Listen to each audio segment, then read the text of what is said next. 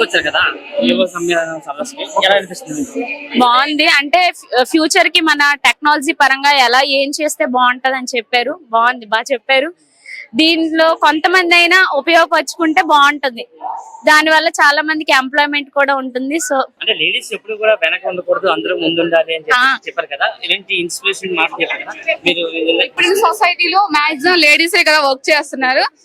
Ladies gents అనేది balance లేదు, all are equal అనే సార్ చెప్పారు కదా. సో అది కూడా సార్ ఇంటెన్షనే, అందరూ వర్క్ చేయాలి, ఎవరు ఎటువంటి ఫియర్ లేకుండా సొసైటీలో ఈక్వల్ గా ఉండాలి. వాళ్ళు ఎక్కువ వీళ్ళకి తక్కువ అనే ఇంటెన్షన్ లేకుండా ప్రతి ఒక్కరు జాబ్ చేయాలి, ఎవరు ఇండిపెండెంట్ గా వాళ్ళు నిల్చోవాలి అనేది సార్ ఉద్దేశం. సో మాకు అలా అర్థమైంది. కొంతమంది పొలిటీషియన్స్ వాళ్ళ ఇంట్రెస్ట్, వాళ్ళ ఇన్కమ్ కోసమే చూసుకుంటున్నారు తప్ప డెవలప్ చేయాలనే థాట్ లేదు కదా వాళ్ళకి. సో ఇంకా ఏమి డెవలప్ అవుతుంది? డెవలప్ అవ్వదు.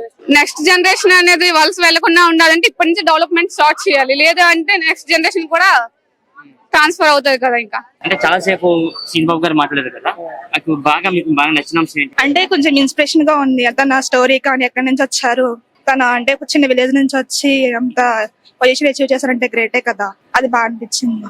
అంటే స్పీచ్ మధ్యలో కూడా ఆయన ఒక మాట అన్నారు కదా, ఉత్తరాంధ్ర బాగా వెనకబడి ఉందని అన్నారు.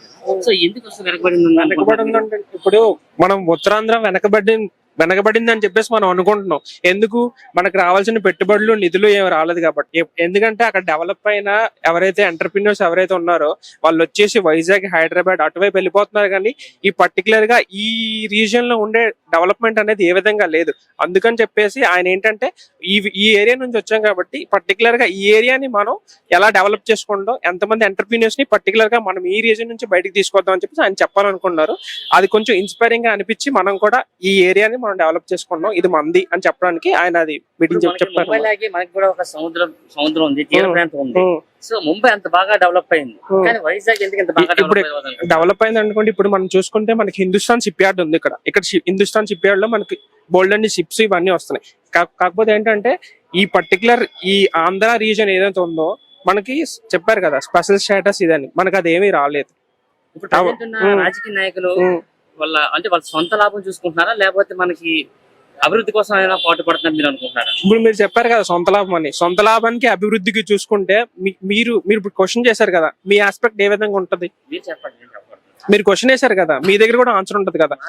అంటే చెప్తారు కదా ఏదో ఐస్ తీసుకొచ్చేసి ఇక్కడ నుంచి అక్కడికి తీసుకొచ్చేసరికి ఎంత మిగులుతుంది కదా. అలాగే అన్నమాట డెవలప్మెంట్ అనేది మనకి వచ్చే 10% తో పోల్చుకుంటే డెవలప్మెంట్ అనేది 2% కూడా సరిగ్గా అవ్వట్లేదు. అందుకోసమే ఇది అంతా. అంటే ఇప్పుడు ఉత్తరాంధ్ర జిల్లాలో అభివృద్ధి చేయడానికి గేలా శ్రీనిబాబు గారు ఎలాంటి కంపెనీస్ పెడుతున్నారు, మరింత మంది యూత్ కి ఉపాధి కల్పిస్తున్నారు. ఇలాంటి వాళ్ళు రాజకీయాల్లో గానీ వాటిలో ఉంటే ఏమైనా అభివృద్ధి అయ్యే అవకాశం ఉన్నాయా? తప్పకుండా రాజకీయాల్లోకి రావాలి, అభివృద్ధిగా ఖచ్చితంగా ఉంటుంది. అంటే ఒక మంచి చేయాలనుకున్నప్పుడు అదే పొలిటీషియన్ అయితే ఇంకే విధంగా మంచి చేస్తారు, అంతే కదా. మా యువత నుంచే స్టార్ట్ అవ్వాలని మేము అనుకుంటున్నాము. ఎలాగైనా మా సార్ పొలిటీషియన్స్ రావాలి పాలిటిక్స్ లోకి, వస్తేనే మా స్టూడెంట్స్ గానీ ఎంప్లాయీస్ గానీ మంచిగా ఉంటుందని మేము అనుకుంటున్నాం. అంటే ఎన్నో కష్టాలు పడ్డాను నేను, చివరికి స్టేజ్ వరకు వచ్చాను. నాలాగే ఎవరు కష్టాలు పడకుండా అందరూ కూడా ఒక పారిశ్రామిక ఎదగాలని చెప్పేసి ఆయన స్పీచ్ ఇచ్చారు కదా, ఎలా అనిపిస్తుంది స్పీచ్ విన్నాక? మీరు ఏమైనా మోటివేట్ అయ్యారా? అయ్యాము, ఎందుకు అవ్వము, ఆబ్వియస్లీ అయ్యాము. ఆయన ఎంతో కష్టపడి వచ్చారు. ఆయన చెప్పే విధానం గానీ ఆయన చెప్పే రూల్స్ గానీ అన్ని మాకు ఇష్టమే. స్పీచ్ విన్నారు కదా, ఎలా అనిపిస్తుంది? యూత్ డెవలప్ అవ్వడానికి చెప్పారు సార్. అంటే స్టూడెంట్స్ బాగా ఎంకరేజ్ చేస్తున్నారు సార్, ఇంట్రెస్ట్ కలిగిస్తున్నారు, ప్లస్ ఎంకరేజ్ చేస్తున్నారు బాగా. అభివృద్ధి అవ్వలేదు అని చెప్పేసి అన్నారు కదా, శ్రీకాకుళం, విజయనగరం, విశాఖపట్నం అభివృద్ధి సరిగ్గా జరగలేదు. ఎందుకు జరగలేదు మీరు అనుకుంటున్నారు? Lack of politicians plus encouragement లేకపోవడం వల్ల, ప్లస్ సరైన పొలిటీషియన్స్ లేకపోవడం వల్ల అవుతుందేమో అనుకున్నాను సార్, అంతే. సార్ చాలా అంటే స్టూడెంట్స్ ఇంతలా ఎంకరేజ్ చేస్తారంటే అఫ్ కోర్స్ పక్కా అభివృద్ధి అవుతుంది సార్, దానికైతే 100% చెప్పచ్చు సార్. మరోపక్క లేడీస్ కూడా వంటగదిగా పరిగణ కాదు. అవును సార్, సారు అంటే ఈక్వాలిటీ, జెండర్ ని ఈక్వాలిటీ పెడుతూ ప్లస్ బాగా ఎంకరేజ్ చేస్తున్నారు సార్. టాలెంట్ ని కూడా, అమ్మాయిల్ని ప్లస్ బాయ్స్ ఇద్దరిని ఈక్వల్ గా ట్రీట్ చేస్తే అమ్మాయిలు కూడా బాగా సపోర్ట్ గా మాట్లాడుతున్నారు. చాలా బాగా నచ్చింది సార్. సార్ చాలా బాగా చెప్పారు సార్. ఆయన అంటే ఒకళ్ళ మీద డిపెండ్ అవ్వకండి, మీ ద్వారా మీరు చేసుకోండి ఇండిపెండెంట్ గా. ఒకవేళ వైజాగ్ లో గానీ విజయనగరంలో గానీ మీకు ఏదైనా కంపెనీస్ పెడితే మాత్రం అంటే మనం వేరే అంటే స్టేట్స్ గానీ వాటికి గానీ వెళ్ళకుండా మనం ఇక్కడే చేసుకోవచ్చు కదా జాబ్స్ అవి. అలాగా మామూలుగా మొత్తం మ్యాథ్స్ అందరూ, మా సిస్టర్ కూడా వేరే హైదరాబాద్ వెళ్ళే చేసుకుంటుంది సార్ జాబ్. అది ఇక్కడ చేసుకుంటే మంచిదే కదా, మా పేరెంట్స్ తో ఉండగలం, మళ్ళీ వదిలి వెళ్ళకుండా ఉండగలం కదా సార్. అంటే వాళ్ళు చాలాసేపు మనకి స్పీచ్ ఇచ్చారు కదా, స్పీచ్ మీకు బాగా నచ్చింది? ఎస్ సార్, అర్థమైంది. మీరు ఇంకేమైనా ఇన్స్పిరేషన్ అయ్యారా ఆయన స్పీచ్ ద్వారా? ఏం సార్ అంటే నాకు యాక్చువల్ గా డ్రీమ్ ఉంటుంది సార్, యాక్చువల్ గా ఉంటది కదా. అలాగా ఆయన వల్ల ఇంకా బాగా అంటే కంపల్సరీగా అవ్వాలి, నా డ్రీమ్ క్వాలిఫై చేసుకోవాలి. ఫ్యూచర్ ఎంటర్ప్రీనియర్ ఎలా అవ్వాలో మా కొత్త థాట్స్ ని, క్రిటికల్ థింకింగ్ ని ఇంప్రూవ్ చేసేలా చెప్పారు. అంటే మాకున్న ఇన్నోవేటివ్ థాట్స్ ని machine learning or AI use చేసి ఎలాగా ఫ్యూచర్ లో డెవలప్ అవ్వాలో అనేది చెప్పారు. మెయిన్ ఇక్కడికి వచ్చాక ఎంటర్ప్రీనియర్ అసలు ఎలా స్టార్ట్ అవ్వాలి, మాకు ముందే ఇంతకు ముందు వరకు ఏమనుకున్నామంటే ఫస్ట్ ఫండింగ్ ఉండాలనుకునే వాళ్ళం, కానీ సార్ ఏం చెప్పారంటే no need of money but innovative thinking ఉండాలని చెప్పారు.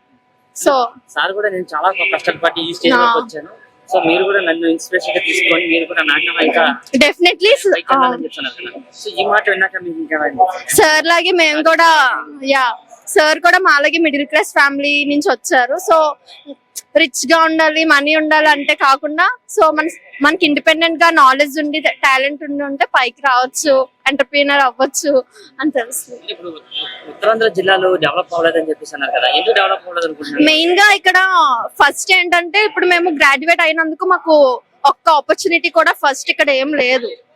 మేము కూడా క్యాంపస్ అని చెప్పి చెన్నై, హైదరాబాద్ అన్ని వెళ్ళాం. సో ఇక్కడ కూడా ఏమైనా ఆపర్చునిటీస్, కంపెనీస్ ఏమైనా పెట్టుంటే మేము కూడా పక్క స్టేట్స్ కాకుండా మన ఆంధ్రప్రదేశ్ లోనే చేసుకుంటాం. కంపెనీస్ అన్ని మన ఉత్తరాంధ్ర జిల్లాలో పెడితే ఇంకా బాగా అభివృద్ధి అవుతుంది అని చెప్పేసి ఆయన అన్నారు. సో అలా అభివృద్ధి అవుతుంది అనుకుంటున్నారు. సో యూత్ అనేది ఇక్కడ ప్రెసెంట్ ఏమవుతుందంటే ఆంధ్రప్రదేశ్ యూత్ అంతా పక్క స్టేట్స్ వెళ్ళిపోవడం వల్ల మనకి ఇక్కడ మెయిన్ గా డెవలప్మెంట్ అనేది జరగట్లేదు. సో ఇక్కడే వాళ్ళు ఒక కంపెనీస్ కనుక డెవలప్ చేస్తూ ఉంటే ఇక్కడ న్యూ ఐడియాస్ అనేవి మన యూత్ నుంచి రావచ్చు, డెవలప్మెంట్ కూడా జరుగుతుంది. ఇలా ఆలోచించే వ్యక్తులు పాలిటిక్స్ లోకి వస్తే ఏమైనా యూజ్ ఉంటుందంటారా? ఆఫ్ కోర్స్ వస్తుంది, ఎందుకంటే ఇప్పుడున్న పాలిటిక్స్ కి మెయిన్ యూత్ అవసరం, వాళ్ళు innovative ideas developing. So basically ఇప్పుడున్న సిచ్యుయేషన్ లో ఎక్కువ శాతం స్టూడెంట్స్ కి జాబ్ ఆపర్చునిటీస్ ఎక్కువగా కావాలి.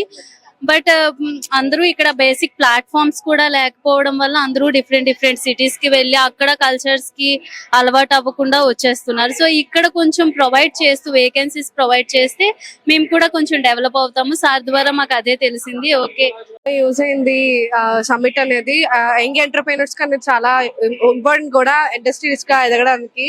ఈ సమ్మిట్ వల్ల చాలా యూజెస్ ఉన్నాయి. చాలా అసలు ఎందుకు వెళ్ళిపోతున్నారు ఏంటి అనేది ఎలా తెలిసింది. నెక్స్ట్ ఏంటంటే అతని ఇంపార్టెన్స్ కూడా తెలిసింది శ్రీనిబాబు గారిది.